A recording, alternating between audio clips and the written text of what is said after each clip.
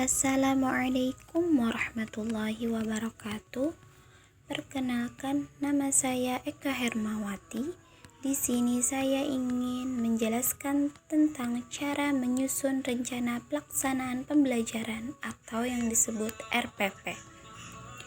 Sebelumnya kita harus tahu dulu apa itu RPP. Rencana Pelaksanaan Pembelajaran atau RPP merupakan suatu rencana kegiatan pembelajaran tatap muka untuk satu pertemuan atau lebih. RPP dikembangkan dari silabus untuk mengarahkan kegiatan pembelajaran peserta didik dalam upaya mencapai kompetensi dasar atau KD. Tujuan RPP yang pertama adalah untuk mempermudah, memperlancar, dan meningkatkan hasil proses belajar mengajar.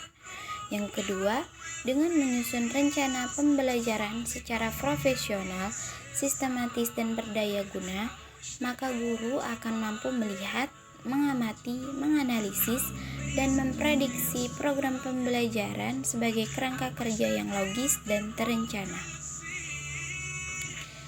Fungsi RPP adalah sebagai acuan bagi guru untuk melaksanakan kegiatan belajar mengajar agar lebih terarah dan berjalan secara efektif dan efisien.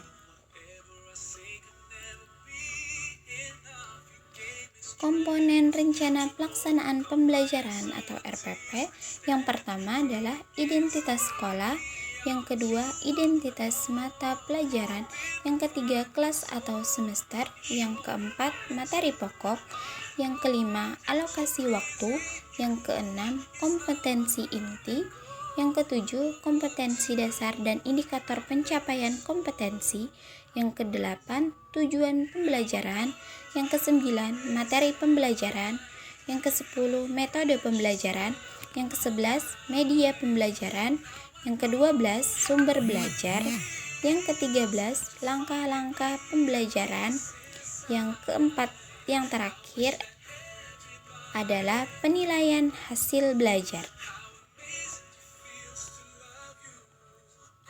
Langkah-langkah penyusunan RPP yang pertama, menuliskan identitas mata pelajaran yang meliputi satuan pendidikan, mata pelajaran, kelas atau semester, materi atau tema, dan yang terakhir adalah alokasi waktu.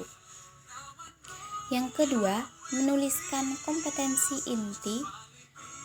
Nah, kompetensi inti atau KI adalah tingkat kemampuan untuk mencapai standar kompetensi lulusan yang harus dimiliki peserta didik pada setiap tingkat kelas atau program yang menjadi landasan pengembangan kompetensi dasar. Nah, kompetensi inti mencakup 4 dimensi yang mencerminkan sikap spiritual, sikap sosial, pengetahuan, dan keterampilan.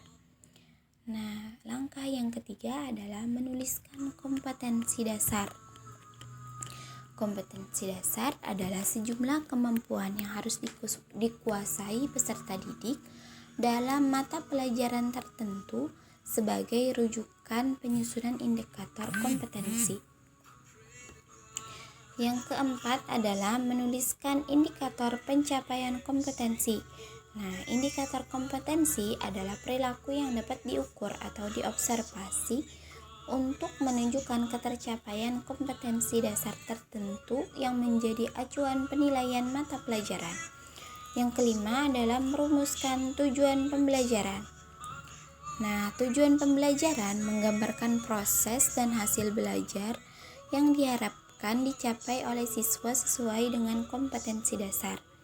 Yang keenam adalah materi ajar. Nah, materi ajar memuat fakta, konsep, prinsip, dan prosedur yang relevan dan ditulis dalam bentuk peta konsep sesuai dengan rumusan indikator pencapaian kompetensi. Yang ketujuh adalah menentukan metode dan strategi dalam pembelajaran. Metode dan strategi pembelajaran digunakan oleh guru untuk mewujudkan suasana belajar dan proses pembelajaran agar peserta didik mencapai kompetensi dasar atau indikator yang telah ditetapkan. Yang kedelapan adalah merumuskan langkah-langkah pembelajaran. Nah, kegiatan pembelajaran ini terbagi dalam kegiatan yang pertama kegiatan pendahuluan, yang kedua kegiatan inti, dan yang ketiga adalah kegiatan penutup. Nah, kegiatan pendahuluan merupakan kegiatan awal dalam suatu pertemuan pembelajaran yang ditujukan untuk membangkitkan motivasi dan memfokuskan perhatian peserta didik untuk berpartisipasi aktif dalam proses pembelajaran. Yang kedua adalah kegiatan inti. Nah, kegiatan inti merupakan proses pembelajaran untuk mencapai kompetensi dasar.